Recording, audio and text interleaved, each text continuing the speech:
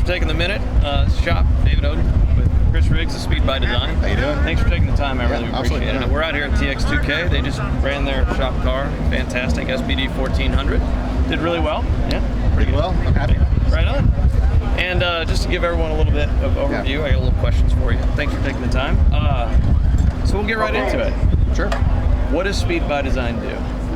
We're an automotive performance company. We're a manufacturer. Started out in the shop side and moved into manufacturing about 5 years ago. And started out in GTR, and we've kind of expanded now into like a lot of different platforms. So, Sure. Some from Ford to GM to Subaru to Toyota. Yeah. We're trying to take over the world one car at a time. Yeah, there you go.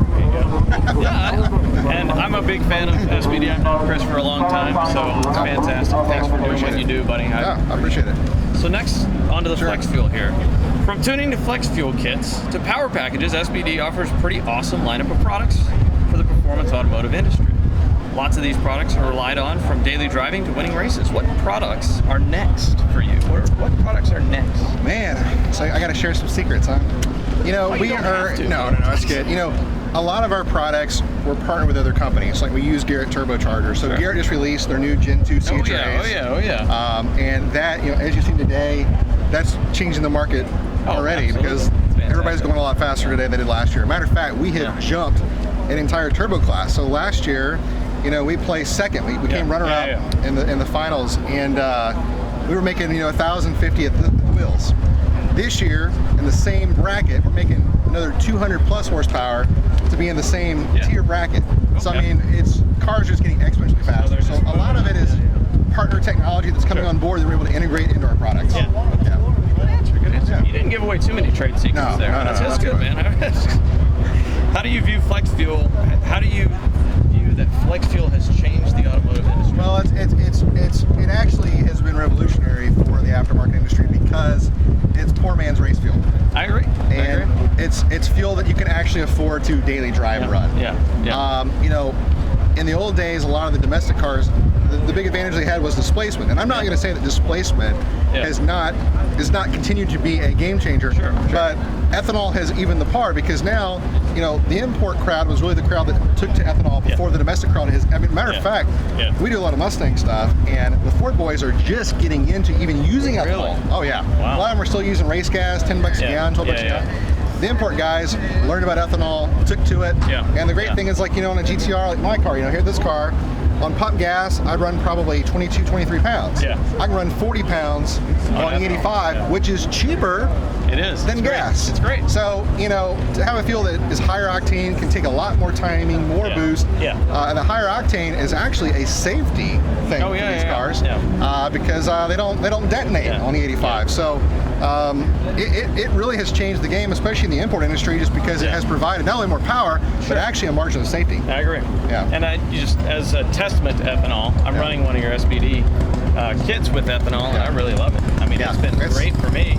It's kind of easy. You just go to the pump, boom, E85. You got an extra, 50 horsepower. That's great. All the time. And you feel it. And you do feel it. It makes a lot more torque. All right, moving along, man. At Speed by Design, you seem to have offer an excellent customer service, right? Well, thank you. Good. Yeah, I appreciate that. As a customer, I can see it, man. How do you view customer service your customer service compares to a seemingly tired automotive industry who doesn't care? Well, man, I think for me, like, I don't know, this kind of sounds cheesy, but like, for me, this is like my passion. It's not just a money maker. And, you know, I have kind of a unique background in that I worked in orthopedics, so I come from the medical background, and I made really good money. So I didn't come into this market with no savings where like I'm having to get every single cell to stay in business. Like, we were already comfortable. So it put me in a position where I could be open and honest, and I wasn't desperate to milk the customer for every dollar. I agree. And, you know, I think a lot of it is just personal ethics. You have to look at it as a consumer and go, you know, when I want to be told something that is not accurate, that just because it costs more money. I don't ever, for me, you know, one thing we've learned in our business, and I tell all of our sales guys this, our market research has said that for every new customer we get, we average 3 connects. So for everyone we bring, those people touch 3 more people. If they have a good experience, that's exponentially more money for your money, for your business. But if they have a bad us, it's cheaper to keep a new customer than to even bring in a new one. So we want to keep current customers happy. I agree. For sure. And you do a great job of it, Thank you. by the way. Thank you. I appreciate it. We try. I've known Chris for a long time, and I can give you the thumbs up on Chris and Speed by Design. I appreciate it. Officially, Speed by Design is relocating from Oklahoma to Texas. Yes. Yep. Yeah. How will the racing community and your business benefit from this move? You know, our business is a manufacturing business, so we're not really in a situation. We could really be anywhere in the country, probably. Yeah. But to be honest with you, Texas is just, I moved from Texas to Oklahoma, so it's kind of getting back home. I've got so many friends, some people that we know. And so for us, the scene's a lot bigger. So we're going to have more opportunity, for sure. No doubt. So from a business standpoint, there's only positives. But I think for me, okay, I'm a little bit biased. I just personally like Texas more than Oklahoma. I can't say that. Don't let anybody in Oklahoma see this. But you know, there's just a lot more going on. The car scene's a lot bigger, and for what we do, I think it's a better fit. No, that's great. And I met Chris in Dallas. In Dallas. We met, long time ago. R33 crowd. Yep. As a successful business that's seen just about everything, how important do you think competing shops being kind to one another is, and what sort of consequences do you feel exist on the contrary? So be kind to your neighbor. Yeah, you know, it's kind of the golden rule, right? Yep. And I think that this is an industry that unfortunately does not tend to apply that rule. Correct. But here's what I would say. Customers know when they're being sold. Correct. If you treat people poorly and you're unethical, it will be your demise. I agree. It may not happen month 2, it may not happen year 5, but it will eventually in your business because the word gets around. And so I think that for me, you know, if you're in this for the long term, you need to treat people the right way. I agree.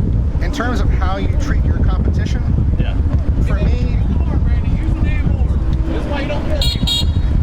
man, it's tough because they're gonna throw spears. I know, and we're facing the same thing in our shop. You're gonna get that because at the same time, if you're a legitimate business and you're a good business, you threaten those people. Absolutely. And so then we're humans, so our natural instinct is to try to eliminate the situation. Correct. And to me, I think you have to hold your head high. I think you have to continue to do the right thing. And if you're a good company and you treat people the right way, you're going to be fine. I agree. There may be some growing pains, and we've had our growing pains. I mean, our business, trust me, is not, you know, the early years of our company were not easy. I agree. And we were the underdog because nobody had heard of us. But, you know, over time, you build up a lot of customers, the word spreads. So I tell young businesses, especially when I meet with like new potential dealers and things like that, I tell them, look, man, just keep doing what you're doing. Don't worry about what's being said. Worry about what you can control, because that's the only thing you can control is what you do. I agree. You know, so that's my advice. To roll that all into one, what we always say at our shop is to keep your eyes on your own paper, right? Yeah, keep your eyes on your paper. All you can do is what you're doing. That's all you can do. Yep, absolutely.